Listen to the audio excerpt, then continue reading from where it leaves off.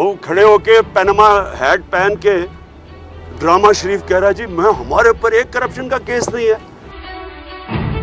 निकाला क्यों? अगर ये बात है कि आपको नहीं पता तो आप निकले क्यों? इकट्ठा करें अपनी टीम को, और ये सिर्फ मामला पंजाब की हद तक नहीं रहना चाहिए। वज़ीर आज़म घर जाएंगे या जेल जाएंगे ये मसला नहीं है। मसला ये है कि अगर आपकी बारी आई तो ना आपको घर मिलेगा ना आपको पाकिस्तान मिलेगा, तुम्हें तो ससुराल में जाना होगा। ये 100 रुपए का नोट है, 100 रुपए का। कोई साबित कर दे कि नवाज शरीफ ने 100 रुपया की रिश्वत ली हो।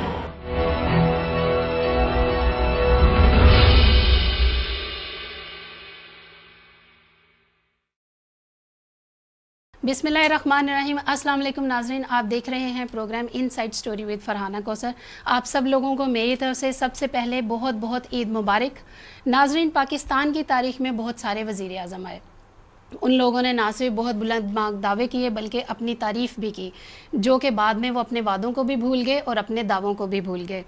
पाकिस्तान के पहले वज़ीर आज़म इमरान खान साहब, उनको कहा जाता है कि उन्होंने इक़्तिदार में आते ही अपनी तकरीर में एक आम इंसान की बात की, गरीब की बात की, तालीम का सिस्टम ठीक करने की बात की, बल्दियाती निज़ाम को ठीक करने की बात की और इसके अलावा हॉस्पिटल्स के निज़ाम को भी ठीक करने की बात की। अब ये कहाँ तक सच्चे हैं और अपने वादों को पूरा करते हैं ये पता चलेगा इन 5 सालों में। और इसके अलावा आज हम बात करेंगे कि अगर अपोजिशन एक मुतफ़िका सदारती उम्मीदवार ले आती है तो क्या पीटीआई अपना उम्मीदवार जितवाने में कामयाब हो पाएगी। इस सब पे आज हम बात करेंगे। हमारे साथ स्टूडियोज़ में मौजूद हैं अब्दुल हन्नान खान साहब, रहनुमा हैं पीटीआई के, और उनके साथ तशरीफ़ रखते हैं एडवोकेट राजा नज़ीर साहब जो कि पीपल्स पार्टी के रहनुमा हैं। आइए इनसे बात करते हैं। जी अब्दुल हन्नान साहब, पहले आपसे ये एक बात पूछना चाहूँगी, अगर अपोजिशन की जो पार्टी है, अपोजिशन वो एक अपना सदारती उम्मीदवार लाने में कामयाब हो जाती है, मुतफ़िका सदारती उम्मीदवार, तो क्या पीटीआई अपना उम्मीदवार जितवाने में कामयाब हो पाएगी? बिस्मिल्लाहिर्रहमानिर्रहीम। इसमें कोई शक नहीं कि पीटीआई ही अपना सदारती उम्मीदवार लेके आएगी और उसको इंशाल्लाह जितवाएगी भी सही। और अगर अपोजिशन ले आती है, अपोजिशन तो स्ट्रॉन्ग है, वो ये एक जमहूरी जंग है जो हम जिसमें मुब्तला हैं। हम अपना पूरा ज़ोर लगाएंगे, डेफिनेटली अपोजिशन जो है वो अपना पूरा ज़ोर लगाएगी, लेकिन मुझे दिखता नहीं कि अपोजिशन इमरान खान की इस पावर प्ले को आउटरन कर सकेगी। ठीक है, राजा साहब आप इस पे क्या कहेंगे, आपको क्या लगता है? बिस्मिल्लाहिर्रहमानिर्रहीम। मैं समझता हूँ कि अपोजिशन इस दफ़ा की अपोजिशन को आम मामूली अपोजिशन नहीं है, ये मुल्क की बड़ी सियासी जमातों का इत्तेहाद है। और मैं ये समझता हूँ कि देखें जो लास्ट इलेक्शन जिसमें थोड़े से डिफरेंसेस थे, अब दोबारा निगोसिएशन में बैठे और उम्मीद है कि वो डिफरेंसेस अब क्लियर हो चुके हैं।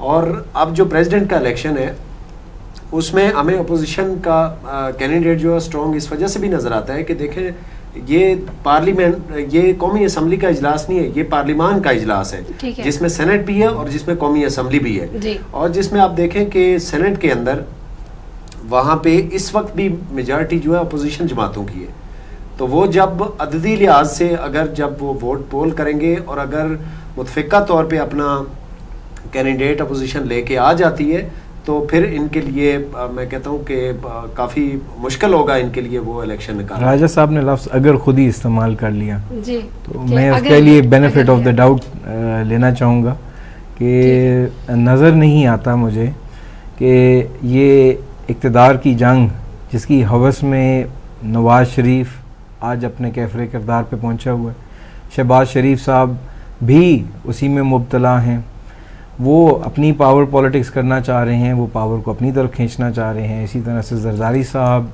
बिलावल साहब, ये ज़ाहिर है अपनी तरफ इस चीज़ को पुल कर रहे हैं। लेकिन इसी मामले के दरमियान में मुझे नहीं नज़र आता कि ये एक मुतफ़िका तौर पे कोई नाम सामने ला सकेंगे। आपने देखा पहले नाम सामने आए हैं, ठीक है ना जी, तो नवाज शरीफ PMLN जो है उन्होंने ऐलान कर दिया कि भाई ये हमें मंजूर नहीं। अगर ले आते हैं, इसमें थोड़ा सा मैं ऐड करूं, अगर ले आते हैं, इसमें आप देखें इसमें जो एजाज एहसन है वो इतने बड़े लीडर भी हैं और उस पर वो देखें कि नून लीग और स्पेशली जो नवाज शरीफ फैमिली है उसके वो लॉयर भी रहे। तो किसी दौर में वो जो लॉयर मूवमेंट चली थी वो एतजाज़ एहसन की क़यादत में चली थी, जिसमें बाकी पार्टियां भी समेत इनकी पार्टी के वो भी उनके पीछे वो चले हैं। तो मैं तो समझता हूँ कि एतजाज़ एहसन इतना बड़ा नाम है कि पीटीआई को ग्रेस का मुजाहरा करते हुए अपना नाम विड्रॉ करके, उनके लिए मैं कहता हूँ कि वो बहुत बड़ा नाम है जिन्होंने लॉ के लिए नहीं एतजाज़ मैं कंप्लीट कर लूँ, जिन्होंने कॉन्स्टिट्यूशन के लिए, जिसमें जिन्होंने मुल्क में जमहूरियत की बहाली के लिए, जिन्होंने डिक्टेटर के खिलाफ एक बहुत बड़ी स्ट्रगल की है।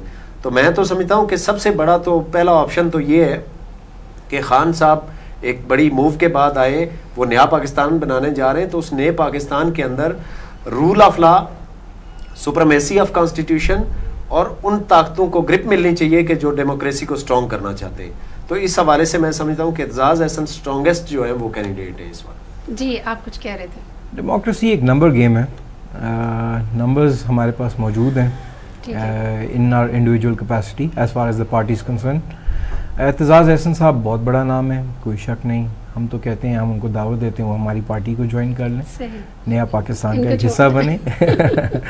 लेकिन then again having said that, इतने लोगों को नए पाकिस्तान का हिस्सा बना लिया, अभी और किस किस को बनाएंगे? सारे लोग तो कहते हैं सारा पाकिस्तान 22 करोड़ आवाम सारी की सारी हमारी आगे बढ़ेगा, बाजू खुले हैं। नया पाकिस्तान यहाँ होता जाएगा कि कितना नया बना और कितना। अब देखते ये हैं कि पुराने लोगों से नया पाकिस्तान बनता है। देखें, बेस्ट विशेष हमारी ये है कि ये जिस स्ट्रगल पे निकले हैं, जिसको नया पाकिस्तान बनाने के लिए निकले हैं, अल्लाह करे उसके लिए कामयाब हो। लेकिन जिस टीम को, और जो वो आपने सोशल मीडिया पे देखा होगा कि पुराने मिस्त्रियों के साथ नया पाकिस्तान जो बनाने लगे, उसके लिए हम विश ही कर सकते हैं। बाकी नहीं, ये भी नहीं कहा जा सकता, ऐसे भी तो हो सकता है कि पुराने मिस्त्री हो, लीडर अच्छा हो, तो क्यों नहीं हो सकता अच्छा काम। बात ये डिपेंड करती है काम लेने वाले पे।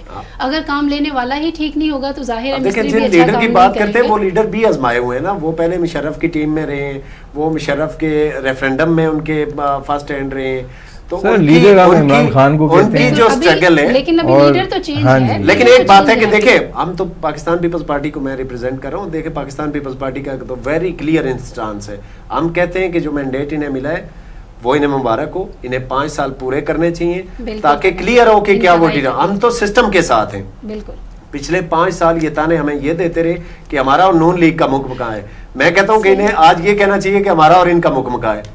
अच्छा, मतलब अंदर की बात है। जी मैं ये इन्हें कहना चाहिए, ये बात कहे ना। अब ये क्यों नहीं कहते? मुकम का ये क्लेम कर रहे हैं। देन अगेन ये तानों से नहीं, मुल्क के इतने गंभीर मसाइल हैं कि अब जिस तरह की छोटी छोटी बातें हैं ना कि फलां चीज़ ऑक्शन कर देंगे, फलां जगह यूनिवर्सिटीज़ बना देंगे, फलां जगह ये कर देंगे, ये नहीं है इशूज़ हमारी सबसे बड़ी मईशत है। हमारे मुल्क में बेरोजगारी सबसे बड़ा इशू है। हमारे मुल्क में जो कर्ज है, बैरूनी कर्जे, वो बहुत बड़ा वो इशू है। मईशत ही को तो इमरान खान साहब ने अपनी स्पीच में सबसे पहले तरजीहात की बात की, कर्ज उतारने की बात की। एक जो बात उन्होंने की उसकी उन्होंने खुद ही नफी कर दी।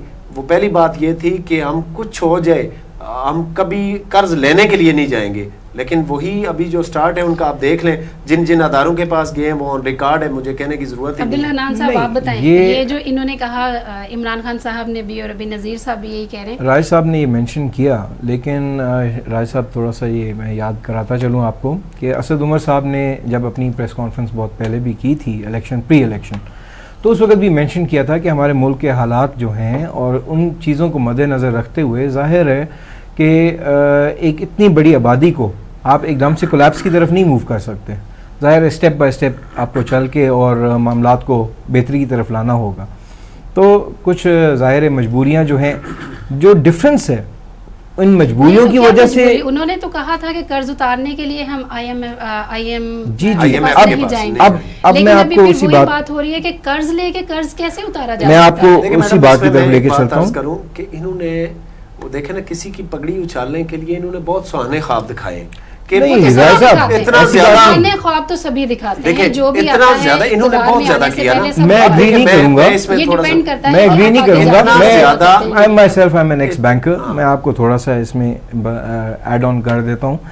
उसमें ये है कि बात यह है कि जब ये कर्ज कोई आज से नहीं लिया, जो हमारी पहले भी डिस्कशन एक छोटी सी हुई, ये एक 70 साल की प्रॉब्लम्स हैं जिनको आज इमरान खान ने वो कहते हैं ओनरशिप ली है कि मैं इनको ठीक करूँगा। और उन्होंने स्टार्ट कैसे किया, आपके सामने ईद का दिन भी हमारे लीडर ने एक दिन वो ईद का भी पूरा नहीं गुजारा जिसको कहते हैं, और वो अपनी इसी जदोजहद में मसरूफ़ हैं। डे 1 से उन्होंने स्टार्ट लिया और उसमें फुल भाग दौड़ पे लगे हुए हैं। आपके सामने जो इक़दामात अभी चंद ही दिन गुजरे हैं, जो पहले इनिशियल स्टेप्स हैं जो लिए गए, अब मिसाल देता हूँ, PTV 70 साल से गुलामी का शिकार था बेचारा, रेडियो पाकिस्तान गुलामी का शिकार था, बाकायदा नहीं, PTI ने बाकायदा तौर पे अभी हमारे वज़ीर इत्तलात ने फवाद चौधरी साहब ने इसका बाकायदा तौर पे ऐलान भी किया है, जो कि खान की ही पॉलिसी का ऐलान किया है कि हम उनको PTV को फ्रीडम देंगे, उसको किसी किस्म की डिक्टेशन नहीं होगी। मतलब वहाँ पे ये पीपल्स पार्टी के खिलाफ भी अगर कोई न्यूज़ है तो वो ब्रेक बिल्कुल, अगर ये फ्रीडम होगा उनको। जी बिल्कुल, उनके पास फ्रीडम मौजूद होगी। अगर इमरान खान कोई ऐसा इकदाम कर रहा है जिससे पाकिस्तान की सालमियत को ख़तरा है, ठीक है, तो PTV को कोई नहीं रोक सकता अब उस चीज़ को हाईलाइट करने में, जिस तरह बाकी तमाम चैनल्स को कोई नहीं रोक सकता। आज़ादी सहाफ़त जो इसको हम कहते हैं। इसी तरह से जो अयाशियाँ थीं, अयाशियाँ तमाम ख़त्म हो गई। खान साहब की प्राइम मिनिस्टरशिप की ओथ टेकिंग पे मैं ख़ुद वहाँ पे मौजूद था। पिछली बार भी इत्तेफाक से मैं इनवाइटेड था। उस वक़्त क्या खाने चले और किस तरह मामलात थे वो भी हमने आंखों से देखा, और इस बार ही हमें वो पानी और चाय और बिस्किट भी खाने पड़े। तो वो ज़्यादा अच्छा महसूस हो रहा था, क्योंकि हमें फील हो रहा था कि हमारे लीडर ने इतनी ओनरशिप ली है कि वो इस छोटे से छोटे खर्चे के भी ऊपर नजर रखे हुए। राजा साहब से खर्चे इतने कम कर दिए, खाने से बिल्कुल एकदम चाय और बिस्किट पे आना कैसा फील हुआ? देखिए, कुछ जो है वो सोशल मीडिया के लिए ड्रामाज होते हैं और कुछ फैक्ट्स होते हैं। अब देखें, एक साइड पे चाय बिस्किट का ड्रामा चल रहा है, दूसरी साइड पे आप लाखों रुपए का एक बेड C-130 के जरिए आप कराची से यहाँ पे लाते हैं प्राइम मिनिस्टर साहब के लिए। C-130 उसके लिए स्पेशली आता है। अब देखेंगे ये छोटी छोटी चीजें, नहीं ये देखें, मैं अब थोड़ा सा बेड के लिए सर एक सेकंड सुन लें। C-130 आर्मी का, यहाँ से बन्नी गाला जाते हैं हेलीकॉप्टर के जरिए, मतलब कि उनका मामूल का जो सफर है वो हेलीकॉप्टर है। ये आप गलत बात कह रहे हैं। सर सुने ना, ये नहीं जो गलत बात है तो गलत, आप जो मौक़िफ़ हुआ फिर आप गलत बात तो आप कहेंगे तो गलत है, लेकिन आप अपने टाइम पे बताएं ना कि मेरी गलत है। आप खुद कन्फेस ही अब देखें, मैं अब एक चीज देखें कि पूरे इलेक्शन के दौरान किसी भी कैंडिडेट के पास इस तरह का हेलीकॉप्टर अवेलेबल नहीं था कि हेलीकॉप्टर से उठ के जाते थे। कोई पता नहीं था कि मैनेज कौन करता है जलसा, और शहजादा साहब वहां से एड्रेस करके वहां से उड़ाते थे। वो प्राइम मिनिस्टर नहीं भी थे तो हेलीकॉप्टर पे। अब तो उनकी अय्याशियां उससे भी ज्यादा बढ़ गई कि शहजादे तो वो हैं। देखिए, शहजादे हमें नहीं चाहिए ना, हमें वर्कर्स चाहिए। हमें जुल्फकार अली भुट्टो जैसे वर्कर चाहिए जो मुल्क की तकदीर बदले। हम ये कहते हैं, हमें शहजादे नहीं चाहिए। हमें पता है वो शहजादे हैं। अब देखिए, शहजादे थे तो ईद की नमाज नहीं पढ़ी।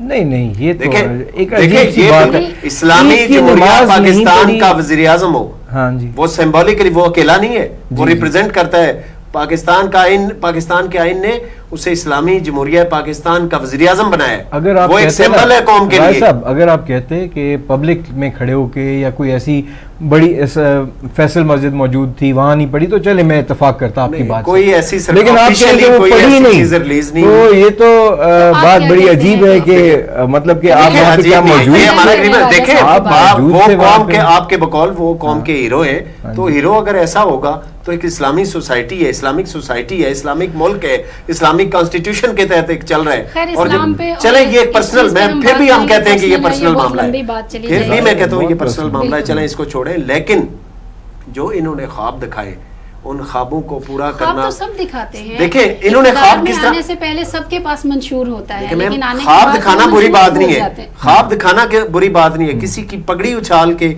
अब देखें ना, अब ये कह रहे हैं कि 70 साल के कर्जे, इन्होंने तो कहा था कि हम एकदम आएंगे और हमारे लिए तो कोई इशू ही नहीं है, हम तो कर्जा भी नहीं लेंगे, हम तो कुछ भी नहीं। किसकी आपने, किसको डाकू नहीं कहा, किसको आपने चोर नहीं कहा, चोरों को चोर कह दिया, डाकुओं को डाकू कह दिया, इसको पगड़ी उछालना। जब हम कहते हैं कि ज़कातखोर, तो आप कहते हैं कि ज़कात वाला तो पर्सनल मामला है। जब हम कहते हैं कि शहजादा हेलीकॉप्टर पे फिरता है, कहते हैं ये जाती मामला है। और दूसरे का जब मामला आता है तो आप कहते हैं डाकू है। देखें इमरान खान हमारे लीडर है, अब आप क्या एक्सपेक्ट कर रहे थे? मैं बाकियों की गारंटी नहीं देता, मैं बाकियों की बात नहीं करता। आप देखें हमारी पार्टी है ना, अब बार बार कहते हैं कि सबसे बड़ी खराबी आसिफ अली जरदारी, कहता रहे ना इमरान खान।